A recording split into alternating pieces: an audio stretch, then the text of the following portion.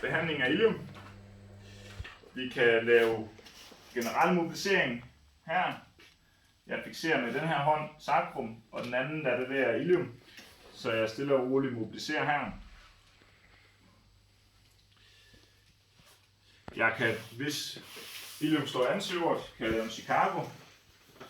Jeg tage fat her, sammen her. Med i mavebånding. Så her løfter jeg kroppen op, indtil ilium bevæger sig opad, og når den gør det, så trykker jeg den posteriort, så jeg trykker ilium ned. Der.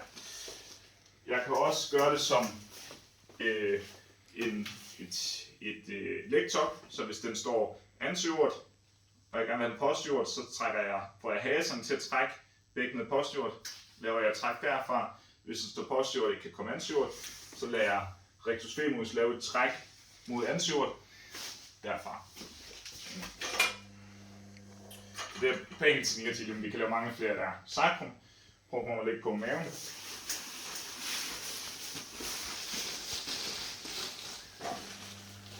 Sacrum kan vi teste i forhold til, kan den glide i counternutation, kan den glide i nutation. Hvordan er rotationen, så jeg kan komme på igen. Selve counternutation, nutation, der har vi aksen omkring S2, så S2 er midtpunkt, så jeg tester over S2 og under S2. Og her har den svært ved at glide counternutation. Jeg kan teste rotation, så der er fra midtlinjen og kun en halv centimeter lateral. Teste den ene side og teste den anden side. Og her der er den roteret til venstre. Så lige nu der ved jeg, at hun har en LL, fordi at den er både i nutation og den er roteret mod venstre. Så det vil sige, at det er left on left. Man behøver ikke at kunne lesion, det er mere hvordan man behandler det. Selvfølgelig, hvis det er en restriktion omkring sacrum, vil vi altid tænke bækkenbund, hvis den er trukken i counternutation. Hvis den er trukken i nutation, så vil vi tænke mere pelvic viscera. Men efter vi behandler det, så kan vi komme ind og lave behandling her. Helt simpelt, hvis jeg vil have den mere mod counternutation, for den ikke kan komme i det, kommer jeg over S2, ligger trykket. Prøv at tage en god dyb indånding sådan. Når hun laver en indånding, så trækker den sig opad her. Jeg fikserer den, holder den, og når hun så puster ud, så holder jeg fikseringen. Når hun trækker ind, trækker jeg den mere i counternutation. Nu kører jeg bare et par gange. Så counternutation, fikser, hold, pust ud. Counternutation, fikser, hold, pust ud. Og modsat, hvis jeg vil trække en nutation, så tager hun god indånding. På udåndingen følger jeg så med her, fikser, og når hun trækker ind, bliver jeg. Hvis jeg vil have rotationen, kan jeg gøre præcis det samme, bare på generel indånding. Synk ned, når hun puster ud, når hun trækker vejret ind, fikser. Eller jeg kan samle dem, så jeg kan lave en recoil, hvor jeg både trækker her, for eksempel i counterrotation og rotation venstre, og så tager en god indånding, så går jeg ind i de forskellige lesions her, og når hun trækker der, går jeg igennem. Manipulation af sacrum prøver at ligge på den højre side. Kører ligesom lænden, måske heroverfra. Så man kan tage den i lumpal roll nu, en LL, så den står låst i højre side, indad her, ud af her. Så jeg vil gerne åbne den her vej. Så ligesom ved lænden kan jeg lave en lumpal roll her, fikserer jeg så bare helt ned til L5. Laver god flektion på, for jeg vil have din flektion, kommer jeg ind på den nederste del af sacrum, fordi jeg vil godt, fordi den er i nutation, så er jeg på den nederste del, og så kan jeg køre den igennem der.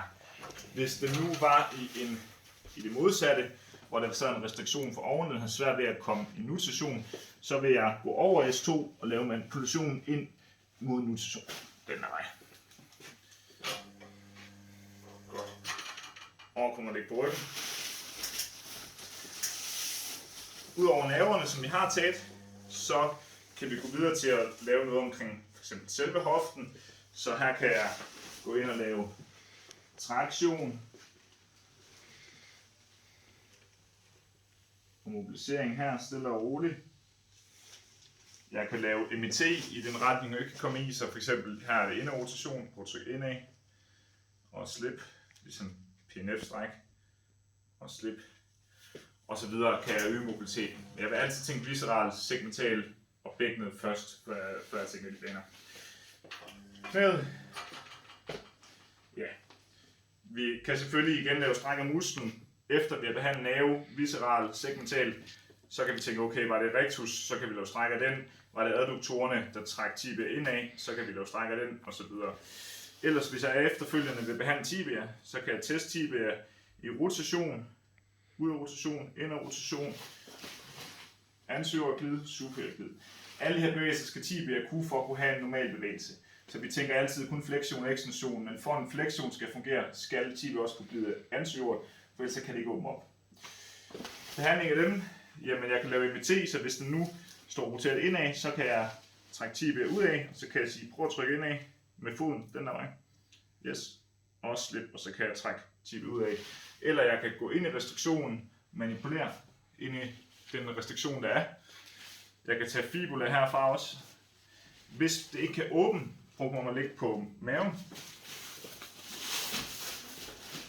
Hvis det står stok postjord, ikke kan trække sig anterior tibia, kan jeg komme ind her og åbne knæet, så jeg kan komme ind og fixere tibia, trække og lave en manipulation derfra. Super.